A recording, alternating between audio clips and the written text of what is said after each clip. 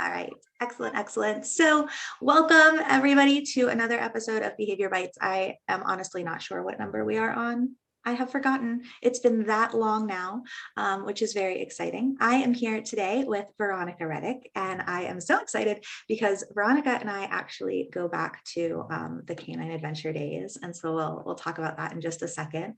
But Veronica is a St. Louis, Missouri native and has been hiking for about 6 years with no plans on stopping soon, and has a really strong background around animals. That's how we know each other.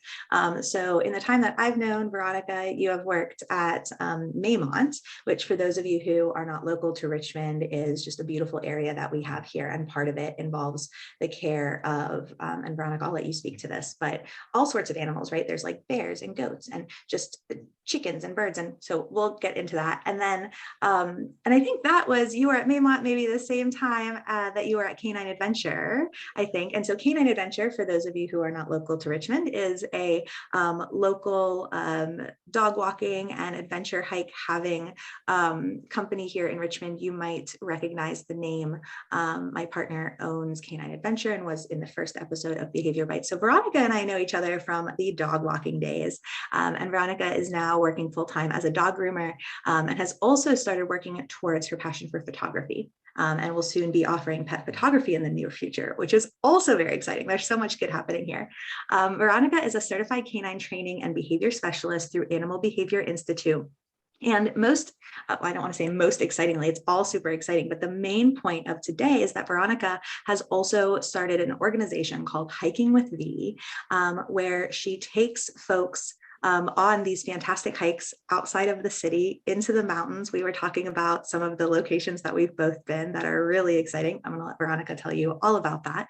And so the best place, I'll provide the link in the description to check out more about Hiking with V, is going to be on the Facebook page.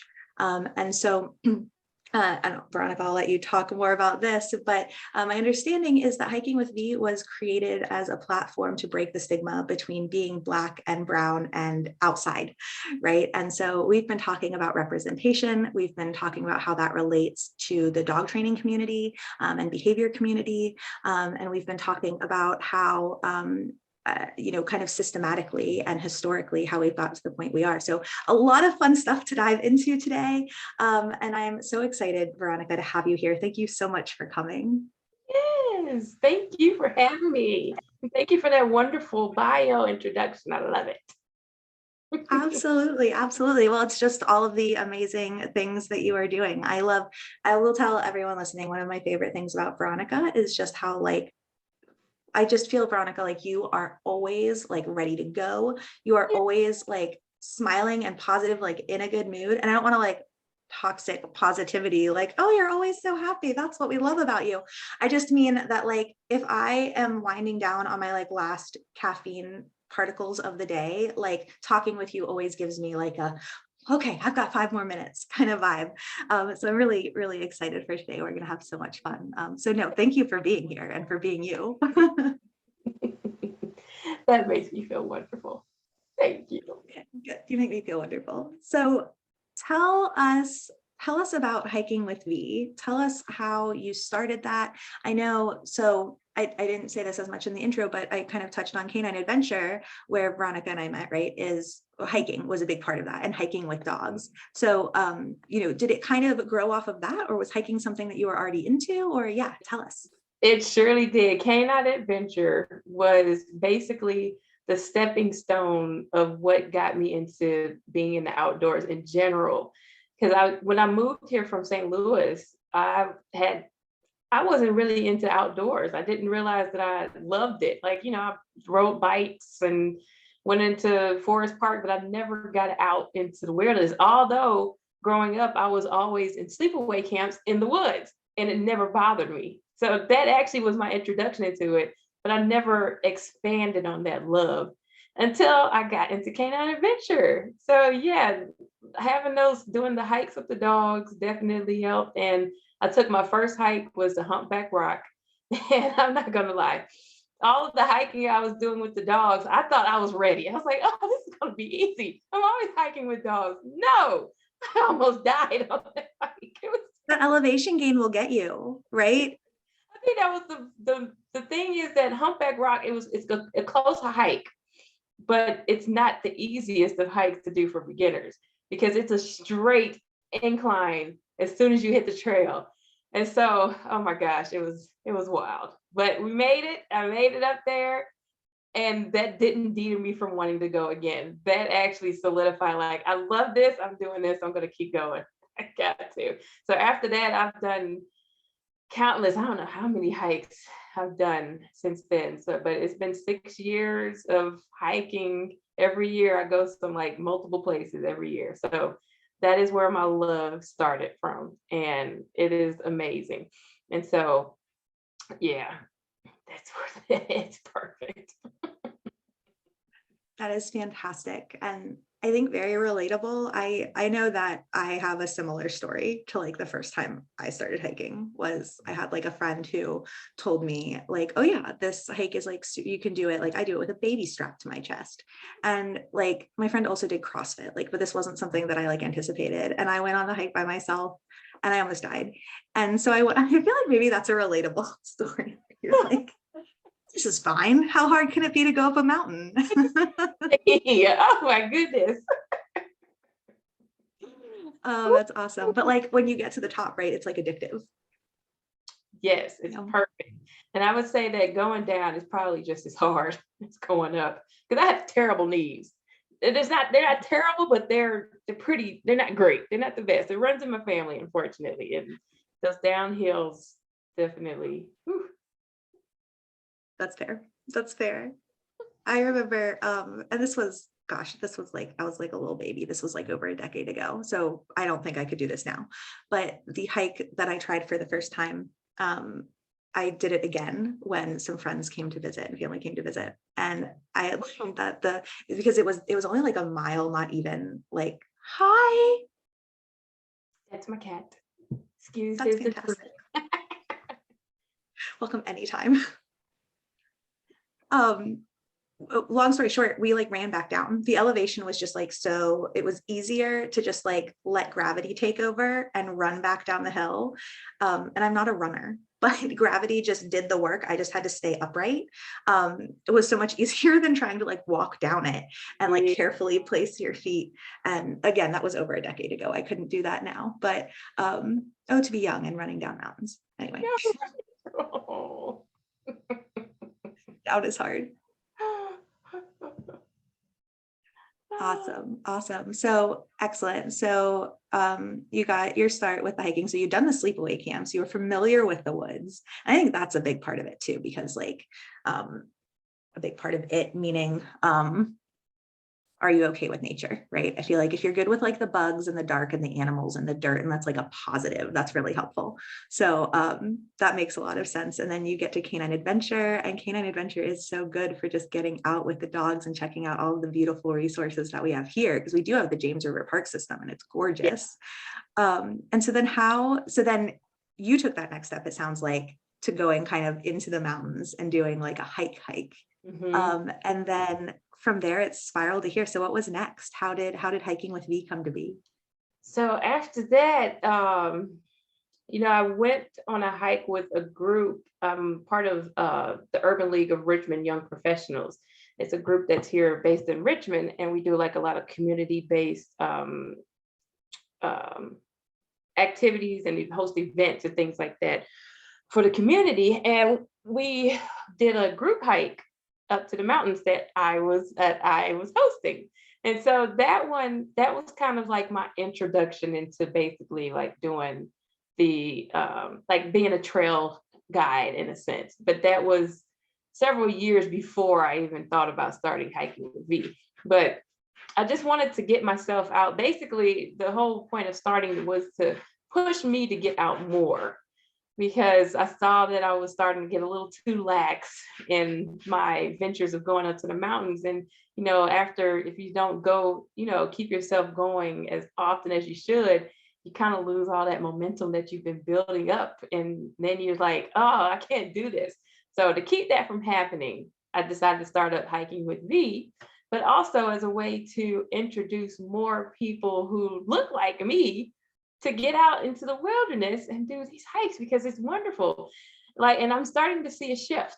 I definitely am starting to see a shift. Out on the trails, I do definitely see a more diverse groups that are walking past me. And I love seeing that. So I just want to, expand on that. I want to see even more of us enjoying nature because there's so many health benefits to it. And it's just, there's a piece to it. Our culture, we have like a lot of stress is within our culture and things like that we have to deal with. And being in nature is a great way to relieve stress and just being away from, the toxicness of the city and all of the bad air that we're breathing that messes with your psyche. And so getting away from, the hustle and bustle of reality just to get out into a slower reality is just great. And so that was the whole point. I added all those together to create Hiking with V. I love that so much. There's so much to unpack there, right? Mhm. That is just like absolutely fantastic. So, okay, wait. So put a pin in. I want to hear more about your guided hikes. Mhm.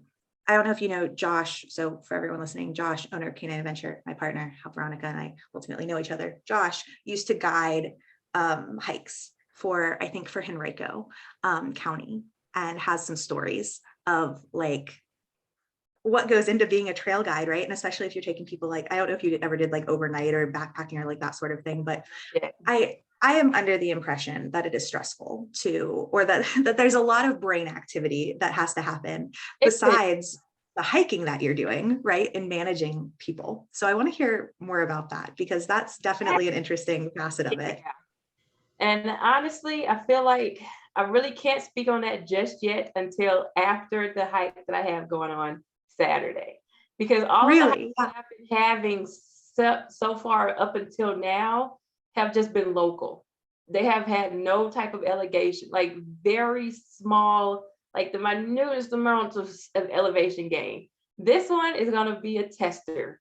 So Yeah. the one where I'm going to have to really um, understand, pacing, how important pacing it is, and how to realize that everybody doesn't have the same pacing. Although now that it comes to mind, I did do a hike not too long ago, about several months ago, with a group of friends, and it was all my idea to do it. I took them up. We all went up to Old Rag. I don't know if anybody's familiar with Old Rag. We know how crazy that trail is. So that one was probably my first fail as a group, like leading that. Even though I wasn't technically the leader of it, I kind of took the lead to say, "Hey, let's go do this hike." And unfortunately, the group ended up getting split off by like 3 hours, and it wasn't a good deal because at the end, the group that was left behind, they were very upset with me, which I can understand because technically it got left, but it was also the fact that folks weren't necessarily as prepared as they should have been Yeah. for the hike. Yeah. And yeah, so that's where I'm learning that was a learning curve for me. Like I need to make sure people are aware of what they're getting themselves into before they get on the trail, to ensure that nobody gets left behind. I need to make sure that I know, like, slow down the pace. It's not a speed game. Although with Old Rat, you do want to be out at a certain time because it gets dark. I think this was a time when it was getting dark earlier, I believe. And so it's just keeping those things in mind. But that was, my whole a big learning curve right there. And Yeah. so Yeah. this hike Saturday will definitely be the next point, my next learning point, to put all of what I know that I need to do into play and making sure that gets taken care of. That nobody gets Oh, left I love behind, that. everybody's relaxed and comfortable and has the correct gear that they need to. And I'm going to make sure I before we leave, because we're meeting up at Walmart in Short Pump, for anybody that wants to come that's in Richmond, 7:15 a.m. Walmart Short Pump. And I'm that going to, is this Saturday, right? April 23rd, 2022. yeah, this Saturday.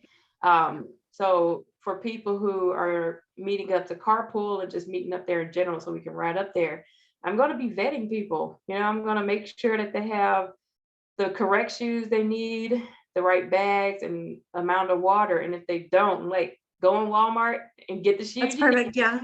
need. Go in there, get the bag you need. Like, no, because shoes are very important. And if you get hurt, unfortunately, I don't have the necessary education I wanted to have, but I'm going to get into that. But, it just decreases what, you getting hurt is you having the correct tools for this hike will ensure that you do not get hurt and that you have the correct hydration as well as nutrition and energy levels and things like that we need. But we're also just going to make sure that nobody gets left behind. So that's my whole thing. It's not leaving anyone behind and taking it at a pace that's comfortable for everybody. I think I've guided some group hikes with, just here, in the city, with people and their dogs, like short, like, 90-minute, that sort of thing, like not like hikes. But even with that, I would agree that I ran into like the same sort of thing that you don't necessarily think about when you're just used to hiking solo, right? And very quickly, I remember me shifting my priorities from like what I thought I really needed to be prioritizing, like training stuff. And like, and then I was like, no, the goal is to not lose anyone. The goal is to make sure that we all arrive back at the parking lot together. And if that happens, I'm happy. Like, it's a lot for sure. And I love all of the things that you've taken from your experiences to kind of like build up to this. And it reminds me a lot of like the management that we might do in behavior cases is, if you show up to a training session and you're prepared, you're or even a training session that you're doing with your dogs, or just like real life moments that involve learning, right? And you're underprepared in terms of management and need satiation. And, you're bringing in a dog that, is like super hyped up and hasn't had his walk yet. And it's right before dinner, right? And he's not going to learn very well. And, you're wearing like slip-on shoes and the harness is the wrong size. And you're going to have a bad time. It's those little things that really add up. And man, we're going to have to do like another episode where like it's you and Josh and me, and mostly I'll sit back and just facilitate the conversation and you guys can share stories about what happens when still rolling on the trails. That's a grand idea. It is a lot of like, oh yeah, we were on top of Mount Pleasant when an ice storm came through, and being prepared in those situations. It's just, it can be in the higher up in elevation you go, of course. I had a friend who hiked Mount Pleasant last week and they got snowed on just like last week at the top. So I love that. And the other thing that you said about that I really loved of, kind of the thing that just gorgeous is, right, like that connection with nature and how important that is arguably for everyone. I would say, I think that there's an argument to be made that connecting with nature in some way, whatever that looks like for an individual person, is vital to well-being. And I feel even more confident making that assertion about our dogs, right? And saying, within abilities and different, all the different confines, right? Whether that's physical ability, financial, geographical, behavioral, whatever restraints there might be on that. I'm not saying everyone can go out and hike old rag with their dog, but being able to have some of that just quiet and peace and time, whether that's for yourself and you and your dog separately, and also I think together, when we are looking at like the dog-human relationship, I think is vital. I was talking with a client this morning and I was like, your dog needs off-leash time, right? And there's a lot of concerns about the dog, like escaping or running away, and that's a big part of it. And part of the reason that we're seeing that behavior is because this dog needs to run. He needs to do that thing. And the challenge is, how do we do it safely? So this dog cannot, go to the mountain and just be set free. He's going to go hunting and never come back. But how can we make that accessible for him? How can we make that accessible for his parents? And it's going to look different for everyone. But I just so strongly love that message that you have and that passion for saying, like, get outside and recharge yourself. This is important for your well-being as a human. And that resonates really, really deeply. Will you say more about that? About about just getting out in nature more often. Yeah, about getting out. And if you want to, also, I know too, we're trying not to like make this like an hour-long conversation. So if you also want to talk about specifically too how that played into increasing representation of Black and brown bodies, out and faces out in the wilderness, in nature, that sort of thing, and how that plays in, you totally can, or I can ask more follow-up questions. But please just talk more. I think I'm loving listening.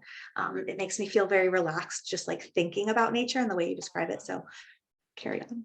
Yeah, exactly. Because there's a lot of, well, with me, I always see, um, when it comes to being out in nature in general, there's this force that you feel when you're out there, and you also are, basically absorbing all of the energy of nature around you. It just brings a sense of calming to you, as well as clarity, bringing that sense of clarity to help you if you're going through a lot. It can clear out your mind of other stressful thoughts that might be impeding on those thoughts that you need to focus on something. So I definitely say, like they always say something about with deep work, how, if you go take a hike, you're able to think of new ideas for like a certain project that you're working on or something like that. But also in a sense of, just getting us more comfortable with being out in nature, because there's this whole notion that camping and hiking is like it's a thing for white people. That is something that we always hear. And I'm like, no, it's not. No, it's not. Just go out and you'll enjoy it. Go out and try it, because it's there for all of us. It's not just there for one specific person or one group of people. It's for everybody. And so it's just breaking those barriers, basically. It's just like, everyone has this whole idea that um, we're not accepted in the places when we are. We just need to make ourselves known and enjoy these opportunities that are available to us. And I think it is just people not realizing, the best ways to start it, because people are interested, they just don't know the ways to get started, and they're nervous on doing it themselves. So offering a space where they feel comfortable and feel feel comfortable with it, not like to avoid them not being the only Black person, because some people, there are a lot of stories going on with where we focus on like news stories that happen where there's a Black person that's with a group of white people, and somehow the Black person is dead. That has caused some nervousness on some people to be out in spaces where they might be the only Black person. So offering a space where it's like, hey, where this is a diverse group of people, you won't be the only Black person. There will be other white people there, but you won't be the only Black person there. Come enjoy in a space that will be safe and accepting. So yeah, that's that there. I love that. I love that. And oh my gosh, there's so much to unpack there too, right? Yes. Yeah, I think, it's because when we think about it, we say, okay, so if we're seeing, because what was it here? Let me see, I wrote this down so that I wouldn't get any of my factual facts wrong. So we were talking about, before we started recording, some of the statistics and some of the why and some of the like systemic reasons behind why might we be seeing mostly white people in these spaces. And there was a 2018 study that showed that only 2% of visitors to national parks are non-white. And systemically looking back and historically, we're saying a lot of Black folks were pushed out from the smaller towns that were closer to these places, like the Grand Canyon was the specific example in this resource, to more metropolitan areas. And then there may or may not be transportation from those metropolitan areas to places like the Grand Canyon, again, was the example here. And then they were also talking about the example of how during the Jim Crow era, only 2 hotels in that area served Black people during that. So like, where are you going to stay? So there's been also this, this, I hate to keep saying systemic, but through the decades, we've seen actually how that's been kind of intentionally done, right? To push people out. And when we say, oh, wow, well, look at all of the benefits to being outside, and look at all of the benefits to reconnecting with nature and having that clarity and being able to. And so as we push people farther and farther away from that, right, we're really doing a disservice to entire populations' lack of well-being. And I think, we tie that back into, also how people of color and the dog community are interacting, and just the history with dogs as well. And, there's so many layers to pull back there. And so I really love this. And I really, to the insight around saying, this is a safe place where also other people look like you, and you're not going to get like hurt or killed, Exactly. I mean, and so I think that's so huge. And so cool that you're doing that. And I think too, I wanted to say to any white folks that are listening right now, that I will also share in the description here. I am 99% sure it was written by Lori Williams, who, if you're not familiar, dog world, with Lori Williams, you should look up the Canine Diva on TikTok and Instagram. Her videos are fantastic, and she has done a lot of really amazing stuff in the sports world, which we all know is outside of my wheelhouse. It's really cool. So check it out. And I believe that's who wrote a wonderful article on, I'm kind of like half Googling right now to see if I should have had it up and ready, but so I could reference it a little bit better. But it's on how white people in the dog world can do a better job of being accepting and welcoming. So that exactly, like, if you do see someone, maybe someone new or someone, and this kind of goes regardless of race, but especially when we're paying attention to race and saying, we are within a system where we are inherently racist. And so we have to, actively work against implicit bias. And so saying, be welcoming, make eye contact, introduce yourself, like simple stuff. But stuff that often goes overlooked and has a huge impact in that way. And so that, we can, not to make light of this at all, but to, kind of say, I would be a safe person to go hiking with. You know what I mean? It is safe for you to come to this dog show. You have camaraderie here. You have friends here. You have people watching your back here, even if there aren't other people who look like you. And also, can we get some more people? Can we get some more diversity within this community? Because we're really lacking as a community when we miss out on all of these different perspectives and backgrounds and experiences. We're really we're suffering a loss of that information and insight and growth. So it's really just best for everyone if we make these things more accessible and we're able to see more representation. I went down a rabbit hole and just started rambling. Yo, you're fine. So to expound on what you were saying, like, in order to really help to expand that diversity, is one way to look at it is just to put yourself in their shoes. If you're someone who is interested in this field where they don't see other people who look like them, it can be intimidating. It can be very intimidating, especially for someone who probably has never really spent a lot of time or any time with someone outside, other than, if they're Black or Hispanic, someone who's not within their racial or their demographic.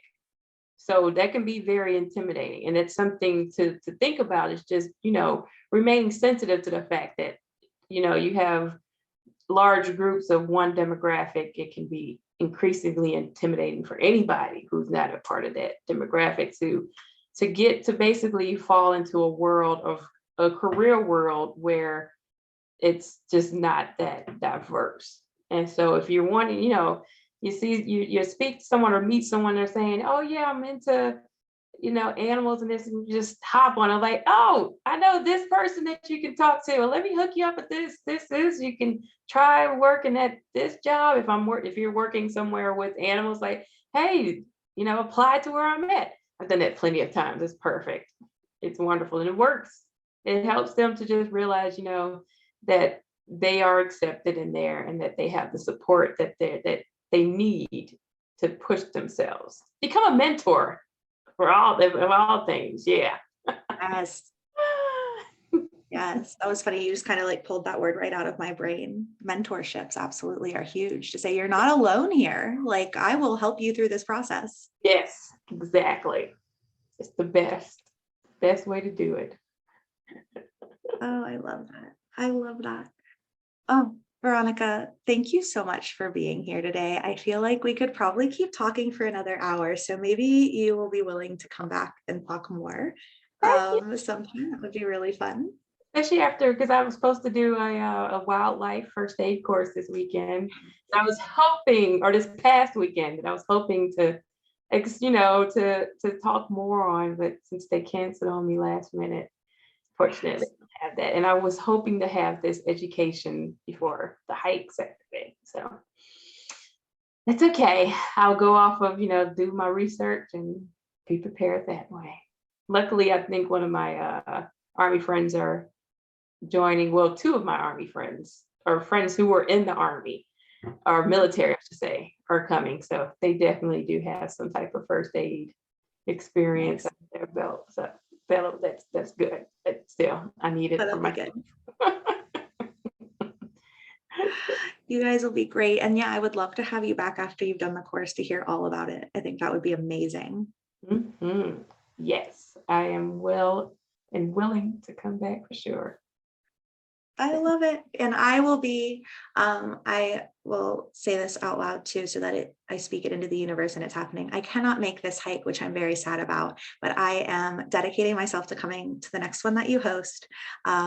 Folks in Richmond or local to Richmond, if you're watching this and it's current, that's this Saturday, 2022, April 23rd, 7:15, short pump, Walmart parking lot for this hike. And I'll have in the description, right, Hiking with V, the Facebook page is the best place to go to get the information and the updates and sign up. Is that right, Yeah. Veronica? Perfect. So I'll have that. I'll have Lori Williams' article. And anything else that Veronica would like me to share in terms of resources. So before we go, Veronica, is there anything that you would like to say before we log off, or a call to action for the folks listening? What should they, with all this new information that they have in perspective, what should they do now? Get outside, enjoy nature. It's spring, the weather is warming up. This is the best time to get out and see the leaves coming in, the flowers blooming. So get out there and just, take time to unwind and unplug. That's a big thing. Unwind, unplug, get off social media, leave your phones. Like, you can play some soft music, but if you can go without music in general, that's even better, because the sounds of nature are beautiful and mesmerizing, and that's healing in itself. I think there's a certain hertz that's supposed to go into your chakra points and all that. I have no idea. But yeah, so this weekend is the not Staunton River. We're going to South River Falls. That's the name of the trail we're hitting up. We're going to see a waterfall. So if you can join, we're meeting at the Walmart parking lot in Short Pump at 7:15 a.m. Definitely join my Facebook group for more information on that hike, as well as future hikes. I don't know when the next one's going to be. I'm terrible at planning sometimes, but it's going to get done. But other than that, yeah, just enjoy the life with nature. Be accepting of it, bugs and all. Bugs and all. Yes. Thank you, Veronica, so much. And I'll put another link in the description too. If anyone is listening to this and is like, oh my God, I can't climb a mountain. That's okay. You don't have to climb a mountain. I will link to an Instagram post I did recently about getting outside with your reactive dog. So if your dog's behavior currently prohibits you from doing things like group hikes or that sort of things, there are other ways to take all of this great information that Veronica shared and a lot of these same principles and still get outside, still get nature, still get connection with your dog and clarity within different physical limits or behavioral limits or whatever might be preventing perhaps a hike, up old drag, or another, steep elevation gain or long distance. I love all of this. Oh, so fantastic. I'm just like ready. It's like raining. No one's going to be on the trails right now. And like, let's just go to the river. Exactly. And actually, when Awesome. we're talking about the reactive dogs, one thing that I do correct me if I'm wrong, but mountain hikings are definitely great for dogs because they are more focused on getting up that hill than trying to get to other dogs because they're like, oh my gosh, what are we doing? This is so much fun. It's great. It's great because there's, you know, depending on what you're doing, right? And there's so many different ways. You might be on leash, off leash, on a long line, you know, but you're on terrain where the dog has to pay attention to what they're doing with their feet. They have to be tuned into their body and be more aware of their body, right? And certainly that can take some of the pressure off of noticing the things around them because look out at what's going on. And they get to engage parts of the body, right? That get them doing things like climbing and problem solving and getting curious. And they get to chase things and smell things. And, you know, it's just a beautiful time to be a dog, roll in dead stuff and dig up holes. And you know, Josh sent me a picture yesterday. He went hiking with a friend and took Shadow, and they were hiking on the friend's property. And you know what? Actually, I'm not going to share that story here, but I'll tell you after we stop recording. But let's just say Shadow had a good opportunity to be a dog. I just realized as it was coming out of my mouth, it may upset some viewers. So I will. I will tell you after we stop recording. But yes, opportunities to be a dog, right?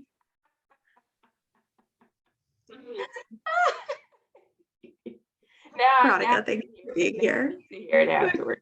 So sorry to everybody else. He had a good time.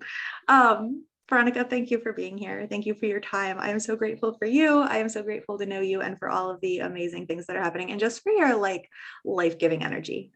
You are just always, I'm just always like, yeah, a little pumped up now. You and Stephanie, and I know you guys are good buddies and you guys go together like two charged up batteries. I feel like I am just either one of you. I'm just like, yeah, we're going to do something. It's why we are friends. I love her to death, man. We just balance each other out, man. It's perfect.